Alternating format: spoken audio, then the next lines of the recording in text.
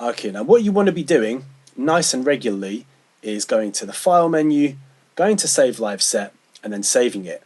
Now, what you probably want to do is create a new folder, give it a name, so let's call this Ableton Rap Beats, create your folder, and get into numbering the files as well, because you might find that you do a different version. That can be version 2, version 3, version 4. Get into saving different versions, because then if you make a mistake, you can always go back.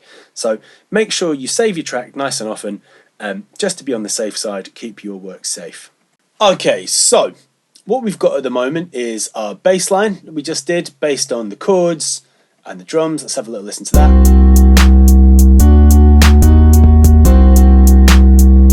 Cool. Okay, so what I'm going to show you next is how to put some kind of pitch bends and stuff into the bass line. Now, if you don't know what I mean, you'll get it pretty quickly, and it sounds pretty cool. So let's have a look at how to do it. So first up, I know all this stuff looks really complicated. If you just follow what I'm doing, you'll get it really quick. We're going to click this little button down here. That little tiny button there. Now that brings up this window here, which is all kinds of controls that we can do on this bass line. What we want to do is select this one where it says Midi Control. Remember I told you MIDI is these notes, entering notes in electronically. And what we're going to select is this one. Where am I looking here? Pitch bend, top one. Now what this does is it allows us to change the pitch of the note. So the pitch is how high or low the note is. And you'll see exactly what this does. So I'm clicking to put these little dots in. You might have the pencil tool turned on. If you've got the pencil tool, come up here, click that yellow box, because what you want is just this pointer arrow. And you'll see these little dots allow us to move around this blue line. And you'll see what I'm doing. If I show you just on a couple of notes, you'll be able to hear really quickly what it's doing. So let's play that. You hear that?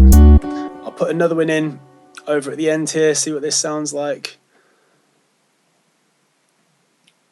You can kind of mess around with making it go high and then low.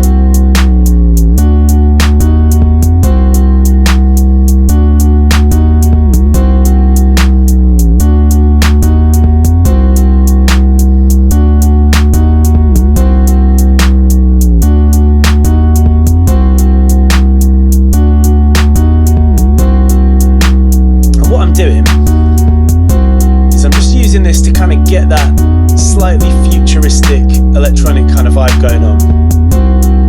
See, I put in like a little wobbly sound there by putting in 2 little spikes like that.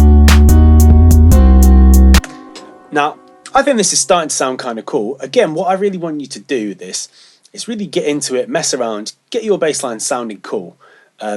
Spend as long as you want on it, go into as much detail as you can, but you're basically adding these little points in and using this blue line to control the pitch of your notes. So you should get something sounding kind of like this.